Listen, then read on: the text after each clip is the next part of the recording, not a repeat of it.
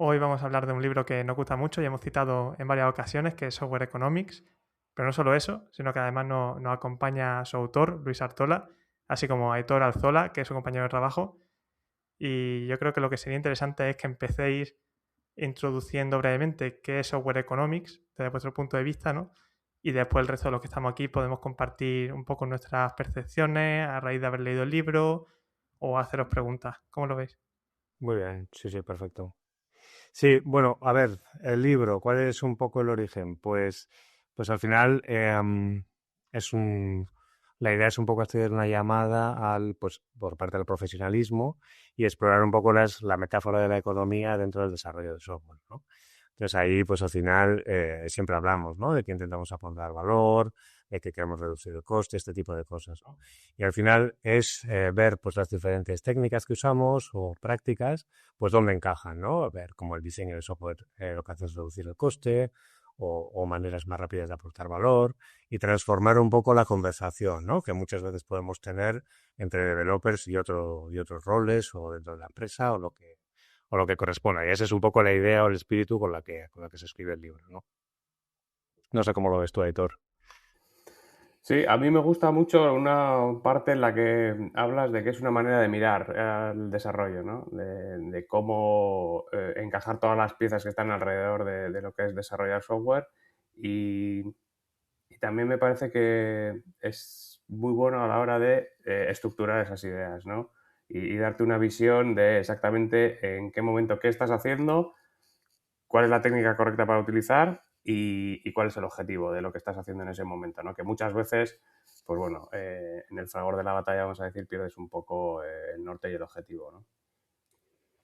Pues a mí en mi caso, ya desde el punto de vista más de lector, me gustó mucho porque a nivel de lo que es el contenedor, ¿no? El formato, era muy directo, muy conciso, capítulos muy cortitos, entraba bastante bien, muy fresquito, que nos gusta decir. Y luego a nivel más de lo que es el contenido, me gusta mucho cómo se plantea esa visión sobre el software. No es tanto el vamos a hablar de diseño de software en general, vamos a hablar de arquitectura, ¿no? Como en otra literatura. Era como, oye, vamos a utilizar esta metáfora, esta visión, estas lentes de la economía para aplicándolas al software. Eso también me pareció bastante fresco y son las dos cosas en general que me llamaron más la atención, vaya. A mí me gustaría, por encauzar un poquito la conversación, por presentar el libro a los que nos pueden estar oyendo, yo voy a explicar un poco de mi primera impresión o lo que se me pegó a mí en la cara cuando abrí, que fueron dos cosas y las recuerdo y las recordaré mucho tiempo. Una es la sinopsis, que estoy intentando parafrasear si no me acuerdo, pero decía algo así como, ¿sabrías decir STDD, esa arquitectura hexagonal, eso que estás haciendo, cómo traza al valor de lo que estás haciendo? ¿Cómo podrías defenderlo delante de la persona que te paga? Eso me pareció brutal. Creo que eso resume de manera muy clara de qué va el libro. Luego se analiza y se le da mil vueltas, pero creo que esa frase es demoledora y creo que es la verdaderamente importante. La otra que me encanta y que la hemos citado aquí varias veces es tu nómina es una inversión que hace tu empleador en ti y tú eres el encargado de defenderlo. Con esas dos cosas y a mí me triangula todo el libro y creo que se presenta muy clara la intención y también el tono. Porque, bueno, yo lo he dicho un poco más puñetero, Luis escribe mucho más amable, pero se entiende por dónde va. Entonces, ya está situado, yo creo que ya podemos entrar en faena. Yo iba a bailar esto con mi capítulo preferido, que es el capítulo uno, donde se habla un poco entre cuál sería el rol del desarrollo de software. Y justamente me ha gustado mucho porque Luis ha empezado hablando sobre el profesionalismo, ¿no? Y me gustaría, creo que me parece que como un buen punto de entrada, ¿no? Entender desde el punto de vista del oyente qué es el profesionalismo para Luis y para Aitor. Es decir, cuál es vuestro punto de vista. Sí, sí, bueno, yo al final, y también un poco por lo que pongo en el libro, creo que ocurre mucho, ¿no? Que a la hora, o sea, que a veces es bastante fácil que se nos vea a los desarrolladores de software como niños con juguetes caros, de alguna manera, porque es verdad que, sobre todo cuando uno es un entusiasta de la tecnología, etcétera, etcétera, que le vemos un poco todo eso, ¿no? A la tecnología. Pero ahí muchas veces lo que pasa es que también lo que hay es que sirves para un propósito. Puede ser un propósito de una startup, de un tema económico, puede ser algo más tipo ONG o lo que sea, que a mí no me ha tocado trabajar, pero que también sería muy interesante, ¿no? El que sea. No hay algo, diré, como superior a uno mismo o superior a la tecnología a lo que normalmente servirás. Seguro que hay contextos donde alguien sirve a la tecnología por la tecnología o lo que sea, pero en principio suele haber un objetivo más allá, ¿no? Y ese profesionalismo va muchas veces de supeditar un poco lo que es la tecnología a ese objetivo.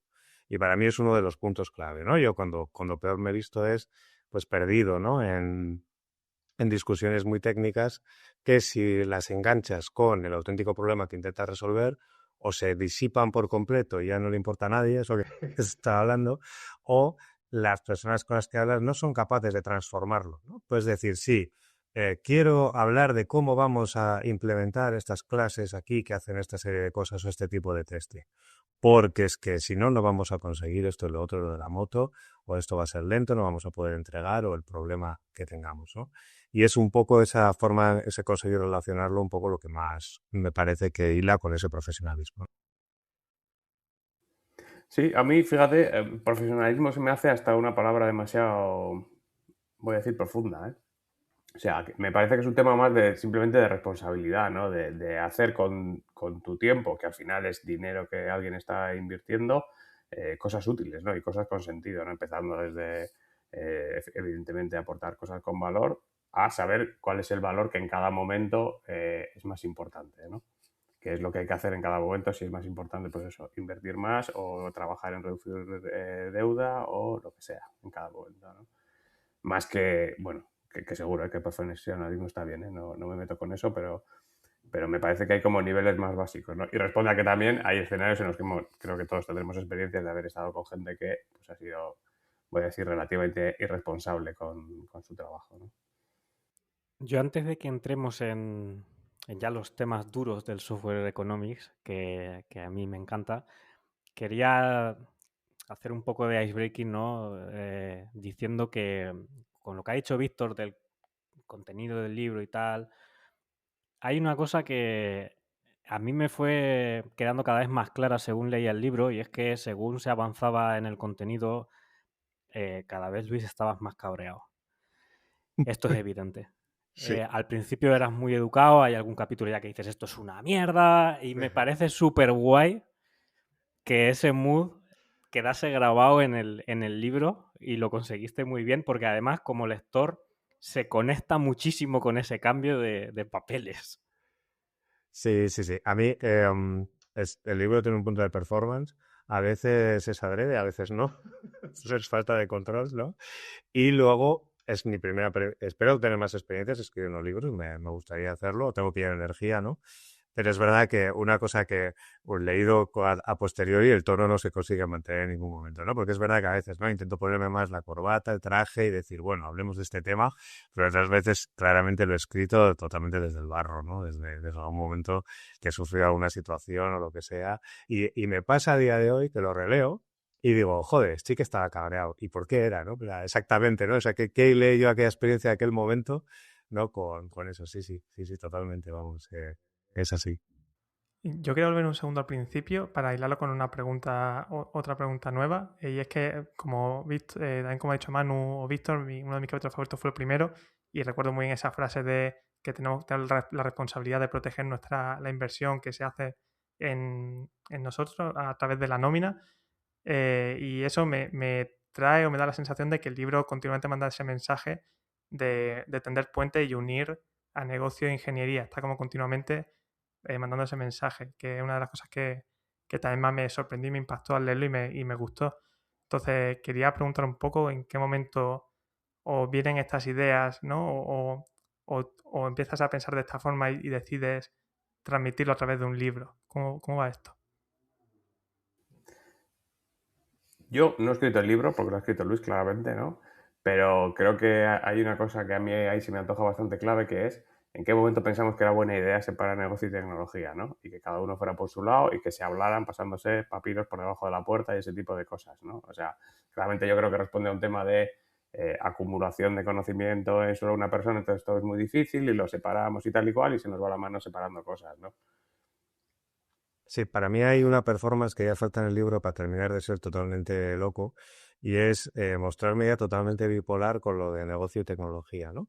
Porque es verdad que para mí no es solo ya que a veces son personas distintas en roles distintos dentro de la empresa, sino a veces uno mismo también, ¿no?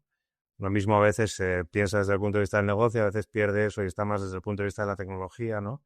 Y para mí hay un trade-off ahí constante entre una cosa y la otra, un pensar un poco cómo a la vez puedo conseguirlo todo, etcétera, etcétera, ¿no? Pero sí es verdad que es exactamente ese el punto para mí más importante o cosa más chocante en la que el mundo del software me llama siempre la atención, el tema de negocio versus tecnología, sin duda.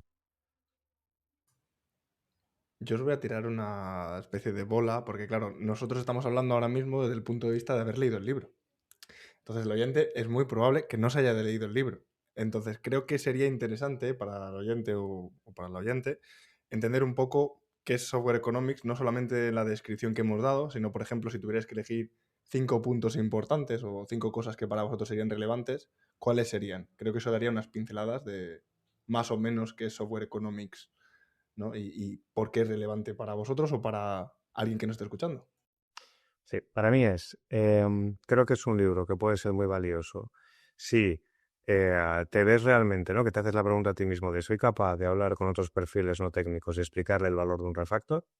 Que es una de las cosas que, por ejemplo, siempre a mí me resulta muy frustrante ver gente que tiene toda la razón en querer hacer ese trabajo en el diseño del código y ese refactor, pero no sabe hablarlo con alguien que no sea también técnico y no pueda decirle, mira esta clase y este no sé qué, ¿no?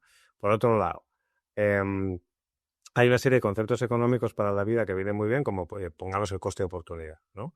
Coste de oportunidad es una cosa que si lo interiorizas un poco, puedes hablar de ello en casi cualquier ámbito o situación. Casi si hoy por la tarde voy a ir a comerme un chuletón, voy a ir a no sé dónde, ¿no? Pues al final el coste de oportunidad de ir a tal sitio es no comerme el chuletón, etcétera, ¿no? O sea que lo puedes usar casi para cualquier tema. Entonces hay una serie de cosas ahí que si te lees el libro y no eres una persona que igual haya trabajado mucho conceptos económicos y tal, como me pasó a mí también un poco para prepararlo, tienes un montón de insights ahí, ¿no? Que te pueden aportar de vincular economía con cosas de la vida, el trabajo o lo que sea, ¿no? Y para mí igual serían las dos cosas que se me ocurren ahora mismo como motivos por los que leerlo, ¿no? Vale, la pregunta sería, ¿no? Si realmente alguien tuviera que hablar de refactor, teóricamente el refactor es oportunista y no debería de planearse, no debería de hablarse, ¿no? Porque hemos necesitado hablar de ese punto, ¿no? Sí, Muchas gracias por la intro también, Luis. sí, sí. Bueno, a ver, es como todo, porque ya sabéis que efectivamente el refactor debería ser algo continuo, el flujo de trabajo, etcétera, etcétera. Pero que luego por muchos motivos, si estás peleando, ¿no? contra el software que ya está degradado, legacy o lo que sea, y tienes que hablar de esa inversión, muchas veces es una conversación muy larga hasta que convenzas a gente, ¿no? Y para mí el argumento equivocado es, es que super, o sea, me cuesta muchísimo, ¿no?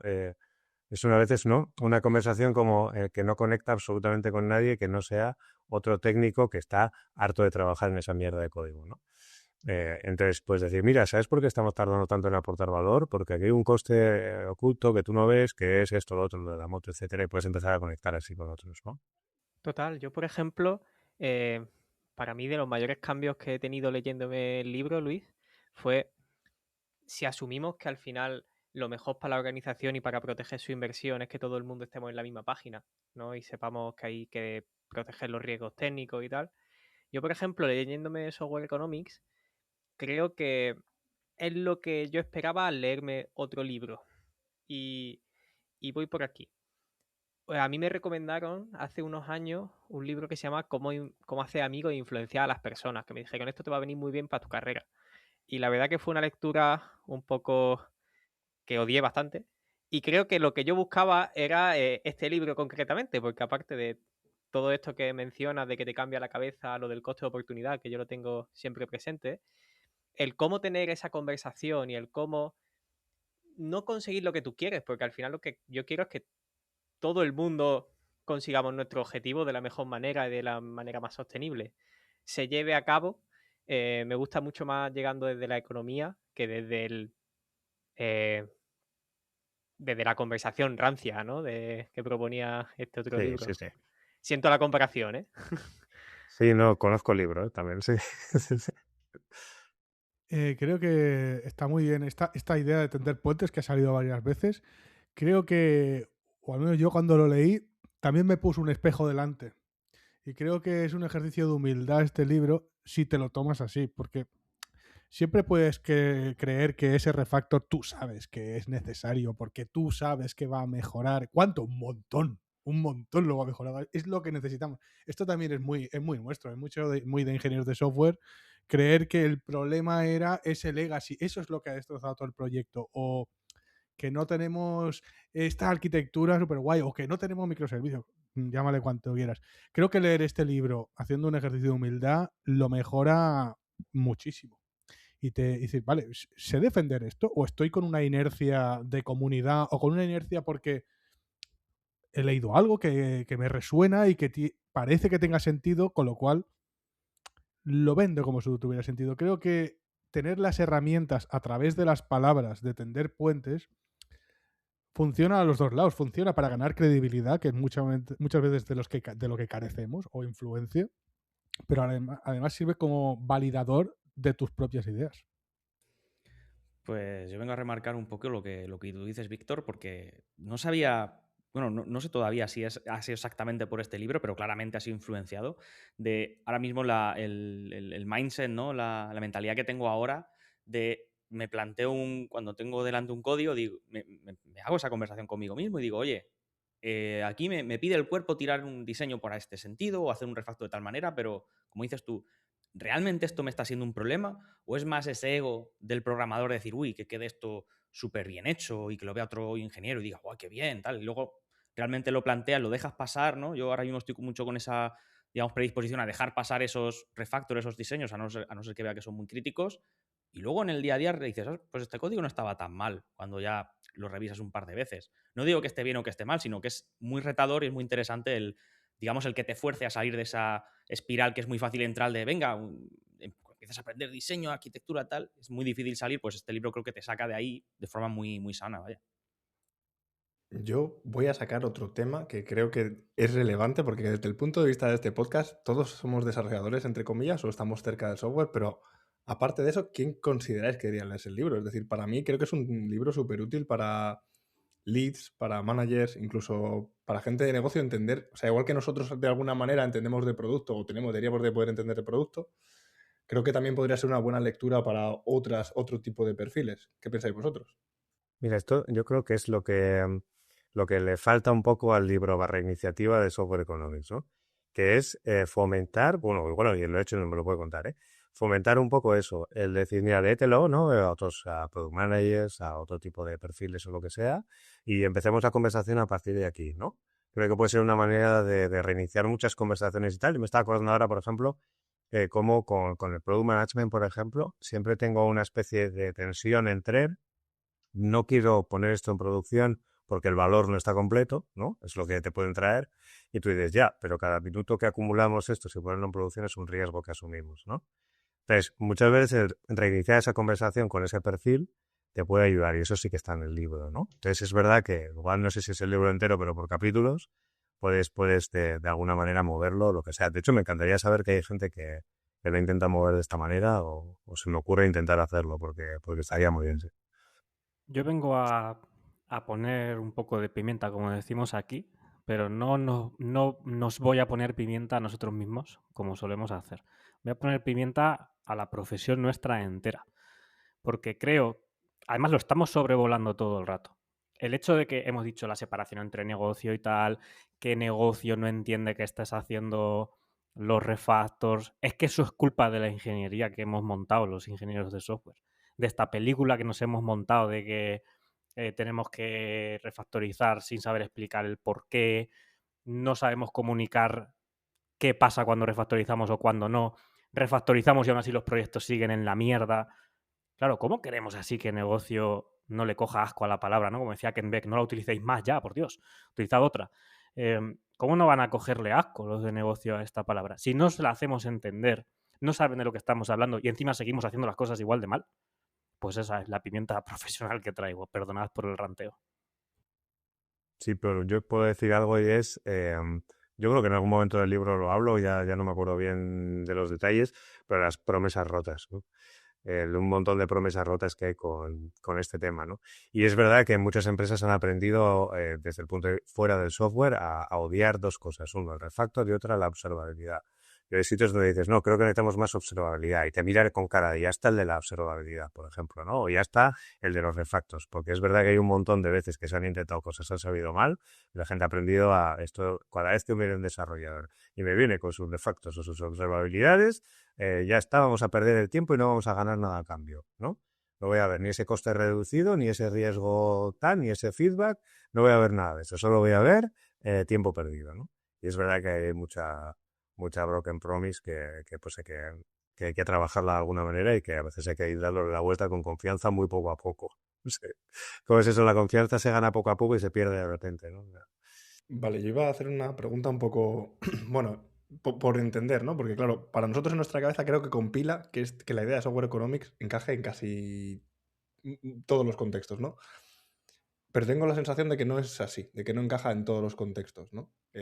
Por ejemplo, ¿no? Yo estuve trabajando en una empresa que, bueno, hacían cartón piedra, invertían un montón de dinero, no les importaba el resultado final, les importaba el micromanagement, les importaba exactamente cómo ibas a hacer el software, no les importaba que fuera cartón piedra, ni invertir dinero literalmente en tirarlo, ¿no?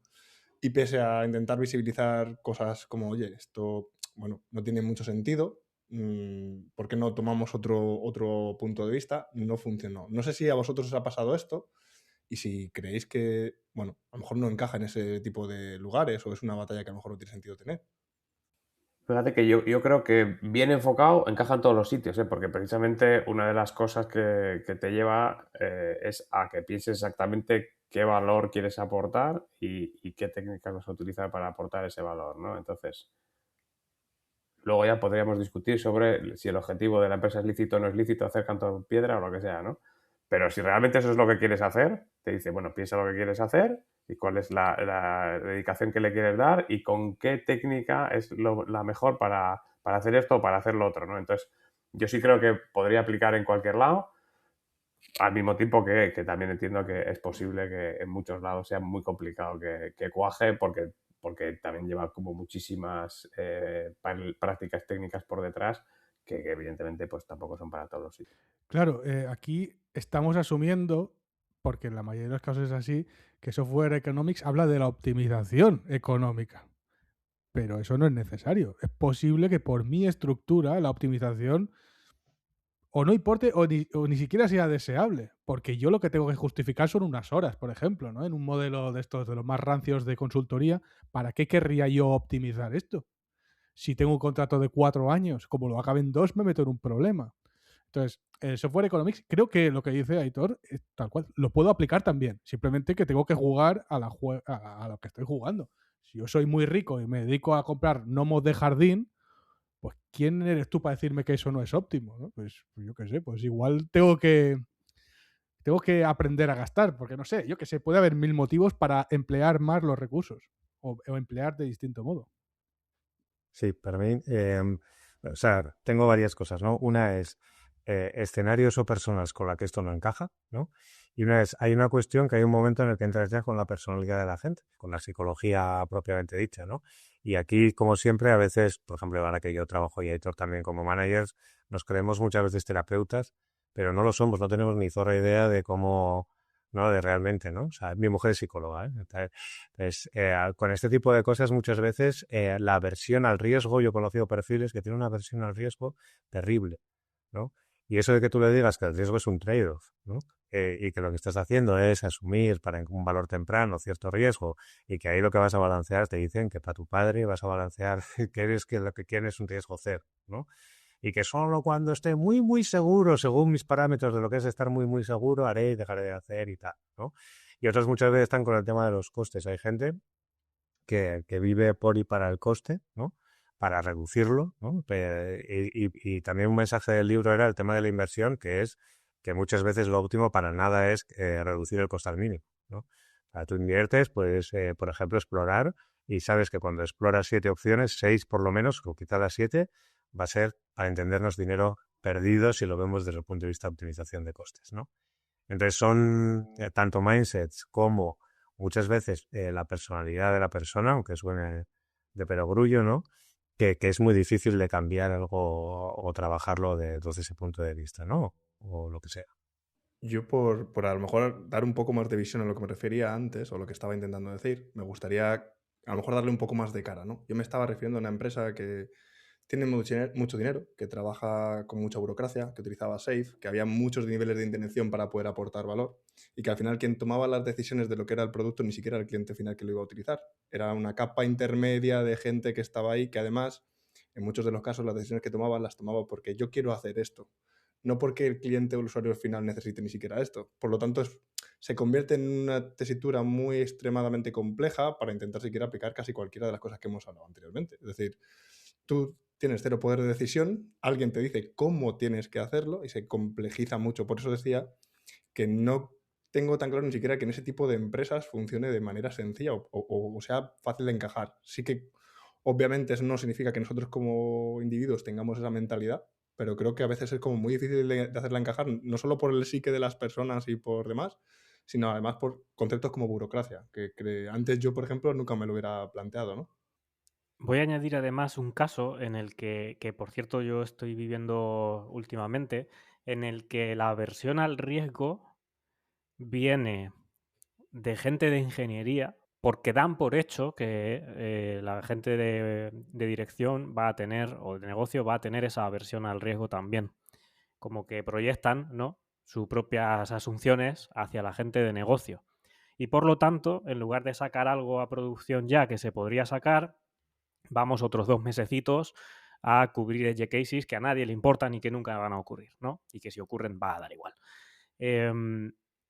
Y hablando luego con negocio dices, no, porque estamos haciendo esto. Y dices, ¿y esto por qué lo estáis haciendo, no? Entonces, muchas veces me da la sensación de que, por supuesto, existen los casos en los que la aversión al riesgo que ha dicho Luis es real, pero otras veces es una cosa que nos hemos montado. Vuelvo a echar pimienta, ¿no?, a la parte de ingeniería. Totalmente. Y muchas veces como que este riesgo viene puede llegar a dar incluso análisis parálisis, ¿no? Por querer hacer la cosa perfecta y entonces no movernos demasiado. Hay un concepto que de hecho nos ayuda a mitigar este riesgo o al menos a reducirlo, que se explica en el libro, que de hecho es mi concepto favorito económico del libro, que es la liquidez, que te habla un poco, pues eso, de que un mercado sano puede hacer muchas transacciones de forma continua, ¿no? Pequeñas transacciones. Lo extrapolable en nuestro campo sería pues que se entregan funcionalidades pequeñas de forma continua y la comunicación entre los clientes o los usuarios y el equipo de desarrollo pues, es muy continua, no es que estemos durante meses trabajando para entregar algo que a lo mejor pues, no encaja al 100% con las expectativas. Entonces, por ejemplo, en este podcast estamos siendo bastante líquidos, ¿no? Porque estamos haciendo muchas preguntas, respuestas, pasándonos la palabra. Entonces, en ese sentido, no nos enfrascamos en un tema aburrido durante media hora. Sin embargo, luego esto, yo no he percibido que sea tan fácil meterlo, que parezca algo que se podría practicar y meter para resolver muchas de las cosas que acabamos de decir, por ejemplo, ahora. No me he encontrado que sea tan fácil recibirlo en equipos, ¿no? Es como algo incómodo. Sí, para mí también me gusta mucho y no es de los, no empecé escribiendo sobre la liquidez, me vino luego un poco entendido más lo que es una inversión, etcétera, etcétera. Pero también es uno de mis conceptos preferidos o que más cariño le tengo cuando escribí sobre él o lo que sea. Pero sí es verdad que, por ejemplo, a mí eso ahora me queda clarísimo lo que acabas de decir. Entonces, si llego a un sitio y veo que no hay una especie de flujo continuo de cómics que lleva un valor o lo que sea, o que algún desarrollador o desarrolladora tiene problemas, no se atasca, necesita hacer unos cómics descomunalmente grandes o hacer cosas gordas porque no es capaz de tener una estrategia que le lleve a esos pequeños cambios incrementales o lo que sea. De hecho, puede ser una de las cosas que me haga distinguir a alguien más junior y a alguien más senior, ¿sí? Entonces, para mí ahora en ese aspecto lo veo clarísimo, ¿no? O sea, es una de las cosas que organizar una estrategia que lleve a nivel individual o de pareja o colectivo, o lo que sea, que estén desarrollando una funcionalidad, a conseguir pequeños incrementos, a un equipo a conseguir pequeños incrementos de producción y a una empresa a un cambio constante de software en producción que lleve a tal, para mí claramente tiene un sentido económico que soy capaz de explicar, ¿no? y es, digamos, entre comillas, la forma buena de desarrollar software, ¿no? Si llego y esto no está pasando a un sitio, ¿no? Y lo miro desde ese punto de vista, o sea, claramente es que algún problema hay en algún punto. No aplicará a todo, porque seguramente si hiciera software que opera a corazón abierto a gente, no haría cambios continuos en producción del software, ¿vale? Pero aplica a muchísimos de los contextos en los que creo que trabajamos, ¿no? Y justo siendo esto que estás comentando aquí, si os encontráis con esta situación, ¿qué os plantearíais hacer? ¿O hay algo inmediato que diríais, venga, primer paso, voy a empezar por aquí, para que el equipo vaya al menos entendiendo cuál es mi punto de vista con respecto a iterativo incremental? Si habría alguna métrica que podríais también meter, como story points, no sé, suelto cosas en el aire. Sí. Para mí hay una parte que yo no encuentro otro camino, que es lenta, que es trabajo en pareja y le llamaremos mentoring o coaching o lo que sea, relacionado con los incrementos pequeños y con la capacidad de entregar de las personas. Y luego, por otro lado, hay un trabajo también, que normalmente no es tan rápido, de hacer ver de los problemas que supone el no estar haciéndolo de esta manera, y ahí tienes todos los conceptos económicos, ver un poco que no se puede entregar valor temprano, o que los riesgos que se asumen por haber acumulado un montón de cosas sin poner en producción, o la cantidad de trabajo que manual porque no hay un testing, porque no hay manera de hacer un cambio pequeño, porque lo que hacemos luego es testear a mano y eso nos hace tardar, o toda la conexión un poco entre todos los puntos de valor, coste, riesgo, etcétera, etcétera, y todo lo relacionado con la liquidez. Para mí son maneras de ir haciendo ver desde ese punto de vista luego las prácticas, no sé si el problema es mencionarlas porque son las que ya conocemos todos, ¿no? Entonces, pero la manera un poco de ver por cuál entrar, para mí el punto de vista es ese, no es el subrayar un poco todo este tipo de temas que nos están impidiendo entregar o que nos pueden jorobar, ¿no? De alguna manera. Está muy guay porque creo que en Software Economics se encuentra su casa uno de los conceptos más denostados y del que hemos hablado mucho aquí, que es la deuda técnica. Es donde donde se puede meter al lado de sus amiguitos los otros términos económicos.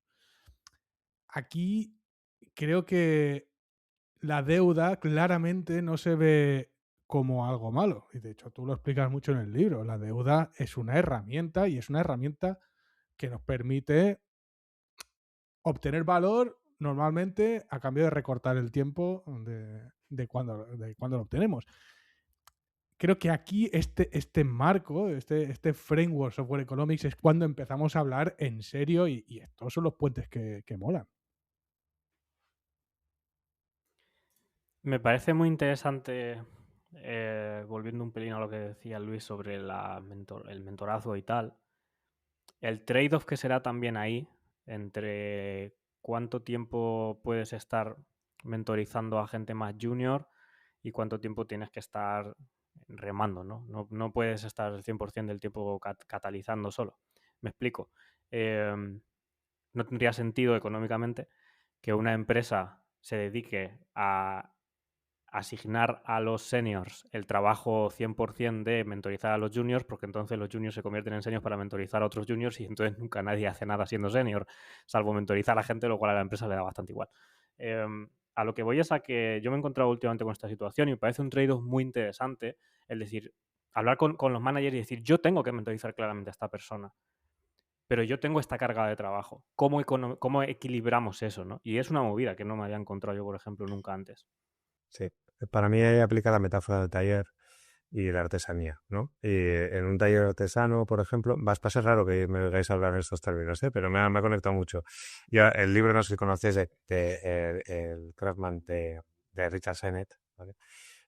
A mí es un libro que me conecta muchísimo porque no va de software, no tiene nada que ver, ¿no? Luego está esa metáfora dentro del mundo del software, pero de lo que habla es lo de muchos enseñan a uno, ¿no? Y habla un poco de como en un taller clásico de toda la vida, de mecánico, me da igual, el taller de coches, ¿no? Lo que suele pasar normalmente es que pillan un aprendiz, ¿no? Entonces lo que pasa es que, ¿no? Los mecánicos que llevan no sé cuántos años de dale que te pego y ahora ya se ven en la situación de pillar un aprendiz, ¿no? ¿Qué nos pasa a nosotros? Que eso se rompe en veces, ¿no? O sea, realmente la manera un poco en la que el mentorazgo y todo ese tipo de cosas funcionan, diré eso de no escala, ¿no? He entendido muchas veces como que, claro, tú tienes una startup y como muchas veces funcionamos así, que recibe una inyección de dinero muy fuerte y ese es el escenario que no puedes cambiar. Eso quiere decir, no vas a ver esto y decir, perdón, inversor, he decidido que vas, en lugar de que traes todo este capital riesgo aquí, lo que vas a hacer es darlo poco a poco y que creceremos a lo largo de los años, ¿no? Y tal, eso no va a pasar, ¿no? Entonces te ves con eso roto. Y el escenario de punto de partida donde se contrata un montón de gente, donde el ratio de seniors versus juniors no es de 5-1 o cosas por el estilo, hace que no pueda pasar eso que comentaba Ricardo muchas veces, que no tengo ni idea si es en concreto tu contexto, pero que realmente si un quinto del tiempo del senior lo dedica al junior, ¿no? Porque hay cinco seniors y un junior, el tema puede funcionar muy bien. El problema es cuando al final ya o entrenamos o no entrenamos, o sea, o nos dedicamos a producir o a entrenar, pero no podemos dividirnos entre las dos cosas, ¿no? O ponen, no, tú senior vas a ser un tech lead y toma estos 5 juniors, ¿no? Totalmente juniors y los vas, entre comillas, pastoreando, ¿no? Y dices, ya, bueno, esto que funcione va a ser muy difícil o aquí hay un margen para el error muy grande por el motivo que sea, que también puede pasar, ¿no? De una nueva iniciativa dentro de una organización grande que hace una especie de pequeña startup dentro de la propia corporación o cosas por el estilo y a veces estas cosas funcionan, ¿eh? Pero si no es muy complejo el sistema de apprenticeship cuando son 5 juniors y un senior para entender. Claro, y aquí ya no es solamente entrenar a juniors, ¿no? Sino que también tienes que transmitir hacia arriba esa visión económica que el libro del equilibrio va hablando para que se entienda que no el camino correcto a largo plazo quizás seguir en esa línea. Y vamos, ahí sí que no me he enfrentado todavía a ese tipo de evangelización de esta visión a nivel más organizacional. No me puedo imaginar cómo de difícil puede ser o si a veces tiene sentido meterse en ese fregado por las repercusiones que puedan tener negativas hacia ti, pero no sé si hay alguna idea ahí sobre cómo se podría introducir esta visión economics en un sitio donde no para nada lo hay y se hacen este tipo de cosas. Yo sé que va a ser un poquito off topic, pero más que hacia arriba, a mí me preocupa hacia el lado, ¿no? El resto de tus compañeros en ingeniería, quizá ahora es por donde, digamos, el momento en el que me encuentro, pero lo veo un reto mucho mayor que simplemente convencer a una persona, ¿no? Quiero decir, tienes que convencer a, depende del equipo en el que esté, ¿no? 4, 5, 6, 7. Aquí podemos las típicas estrategias de, venga, primero a uno, tal, early adopters. Pero yo eso lo veo como eso más difícil. No sé el resto que pensáis, para no tampoco olvidar la pregunta como tal de Iván, ¿no? Pero que vayan las dos ahí, digamos, de la mano.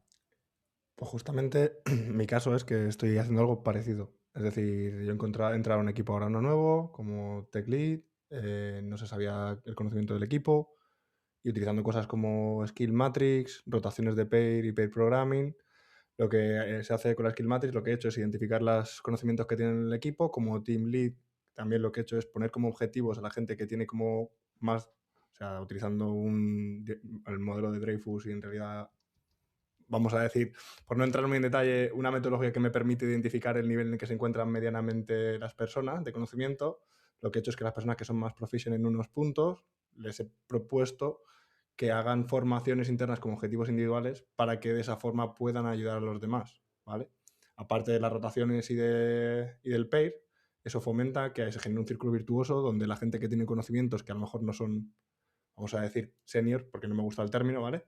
Pero que sí tienen expertise en ciertas áreas, puedan dar ese conocimiento de esa expertise a otras personas que no lo tienen. Entonces vas generando esa atracción. Por ejemplo, pongamos un ejemplo, ¿no? Alguien que no sabe de programación de arquitectura de eventos, ¿no?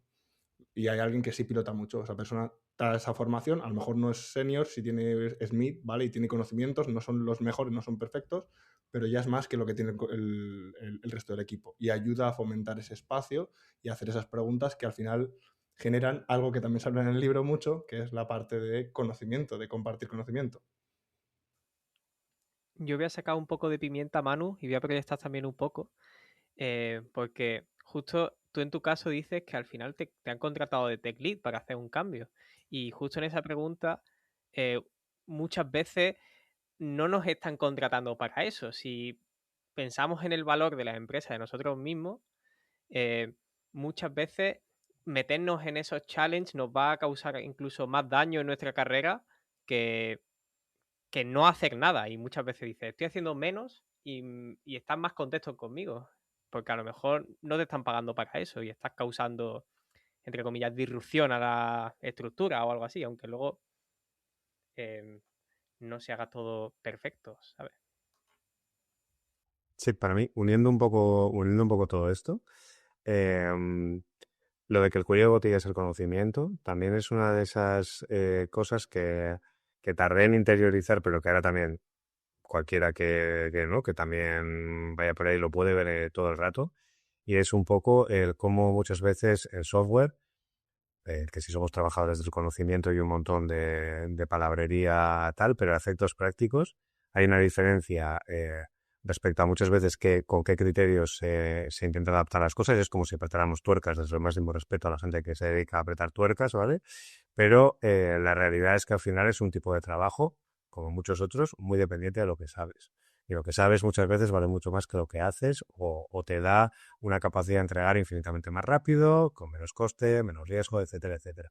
Y en muchas empresas lo que sí se ve es una creencia de que las personas son intercambiables y todo el mundo sabe en un equipo que cuando alguien se va o digamos era una persona auténticamente inútil o rellenar ese hueco siempre es muy complicado. Lo mismo al añadir personas, que tienes que rehacer un montón de cosas y toda esa gestión de conocimiento de la que hablaba la Manu, ¿no?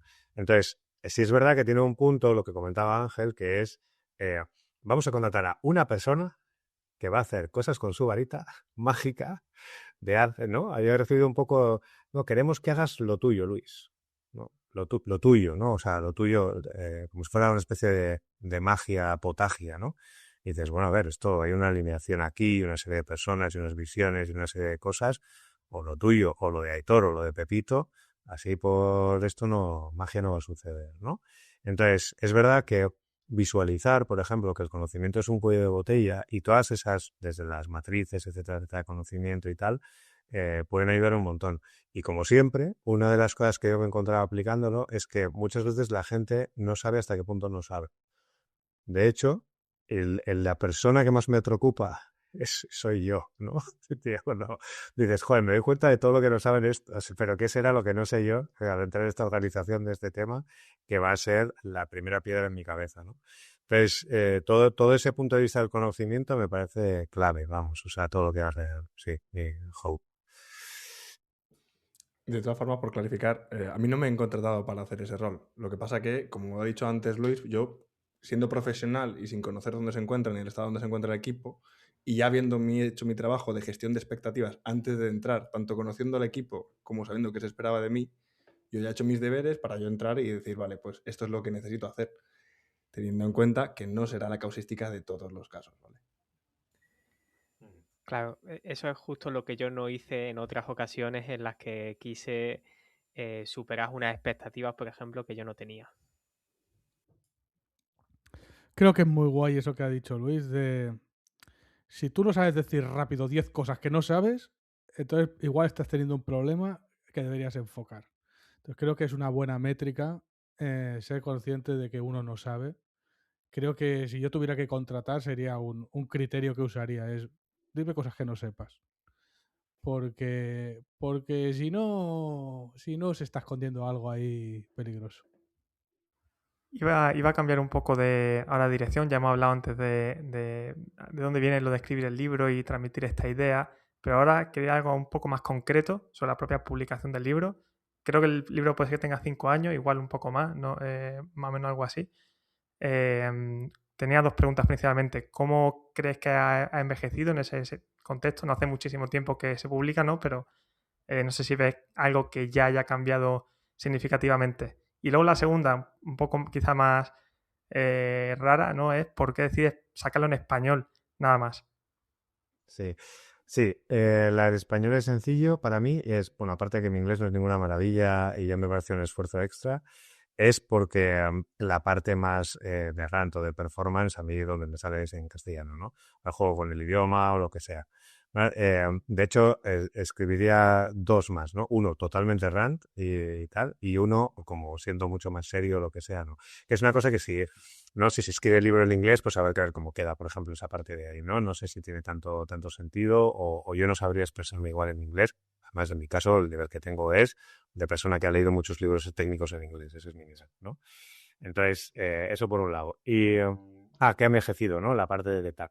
Bueno, claro, por ejemplo, tiene ejemplos que me doy cuenta cuando lo leo ahora que son muy de mi curro anterior, ¿no? Que es un trabajo donde estuve 10 años y lo escribo además como al final de esa etapa. Y hay una serie de ejemplos, por ejemplo, que son pues muy de lo que me pasaba allí o de lo que había allí, ¿no? No sé hasta qué punto conectan a cualquiera. Desde luego es lo que me comentaba, porque además el libro empecé en 2018, luego ya no sé qué, luego tal, y luego se acabó publicando, ¿no? Pero sí es verdad que a lo largo un poco de todo de lo que escribo, pues hay ejemplos que creo que no son muy universales, que podrían cambiarse, ¿no? O cosas que ya no me conectan tanto por eso mismo, porque entonces eran vivencias que tenían un año la vivencia y ahora pues tienen 7 y ya digo, va, esto me da un poco igual, ¿no? Eso es parte que igual es la que más ha envejecido.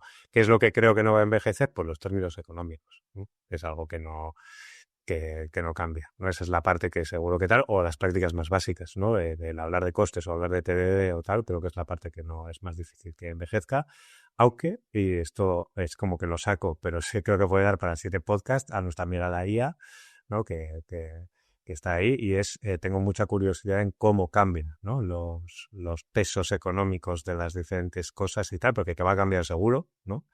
Pero exactamente cómo va a quedar el asunto, hay gente, ¿no?, escribiendo sobre cómo estresa todos los bottlenecks que ya teníamos respecto a entregar, porque ahora es lo mismo pero con más código, ¿no? O sea, el código se ha abaratado tanto que entonces, ¿no?, podemos hacer un capítulo sobre términos económicos aplicados a con cuánto se ha abaratado una cosa y dónde está ahora mismo el riesgo y tal, y creo que hay un capítulo ahí bien largo sobre cómo va a influenciar todo el tema de la IA en el software, ¿no? Y muy rápidamente con esto un poco responde ya, ¿no? Pero algo que cambiarías, más allá de añadir la parte de la IA, ¿alguna cosa que Foco. cambiarías? Sí, foco. Un poco, el libro al final se dispersa mucho. El origen del libro es, yo en diciembre de 2017 soy padre y digo, ostras, no voy a tener mucho tiempo, tanto como antes, ¿no?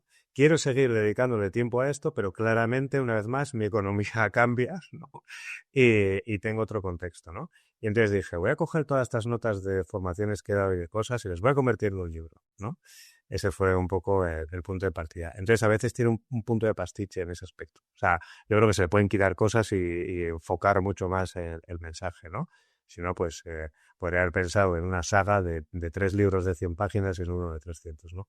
Entonces, sí es verdad que de ese aspecto, más foco. Ya lo ves. Yo he hecho unos deberes que me he autoasignado para el capítulo de hoy, que era intentar hacer el mismo ejercicio, de pensar en términos económicos de software, intentar sacar cosas que no estuvieran ya en el libro. Y ahí antes ha salido la idea esta del concepto de la deuda técnica, que está muy manido y está muy usado. Y normalmente de lo que se dice de la deuda técnica es que como genera un interés, pues luego lo tienes que pagar y entonces... Claro, digo, es que en realidad si yo miro todo esto desde el otro lado, lo que tengo es inflación. Y esto nació desde la idea de que leí por ahí, no, me salió en un post en algún lado, que los ricos siempre viven de deuda. Los ricos que tienen muchas propiedades, tienen muchos activos, para ganar liquidez, lo que hacen es endeudarse contra estos activos. Generan deuda, pero la deuda es menor que lo que estarían los impuestos de liquidar esos activos. Claro, yo lo bajo y digo, ¿qué pasa si lo que a nosotros nos genera tensión como ingenieros, es decir, ¿cómo puedes no estar viendo estos intereses que están haciendo que cada vez que contratas a un ingeniero te da menos valor? Tienes rendimientos decrecientes porque te está comiendo este interés que estás pagando. ¿Y si eso es parte de la estrategia y nos estamos quedando solo en nuestro lado de optimización? Decimos, no, es que igual esta gente está jugando a otro juego donde lo importante es seguir endeudándose para seguir en el juego. No tanto que un ingeniero pueda pagar. No sé si me explico, me queda medio raro, pero creo que ahí aparece la inflación, no necesariamente como algo malo para el que emite la deuda, ¿no? Yo ya sabes, Víctor, que también he pensado bastante en esto de la inflación. De hecho, recuerdo perfectamente una ducha concreta en la que pensé mucho en el tema de la inflación dentro del software. Y de ahí sacaba que sí, que a tope, que la inflación es verdad que entra mejor como metáfora que la deuda técnica y que se entiende mejor porque además es como algo que te va subiendo la marea, ¿no? Que no baja, a no ser que haya una crisis deflacionaria, ¿no? Que no es algo tan común. Y esa es la bomba. Es que ya no se puede más, esto ya no se metaboliza. Ya no estamos teniendo ganancias escribiendo este código. ¿Ahora qué hacemos? ¿No? Y ahí viene, como decía en el libro de consultores que me regaló Iván, decía, ahí viene la crisis, que no es más que se dispersa un espejismo que había, ¿no?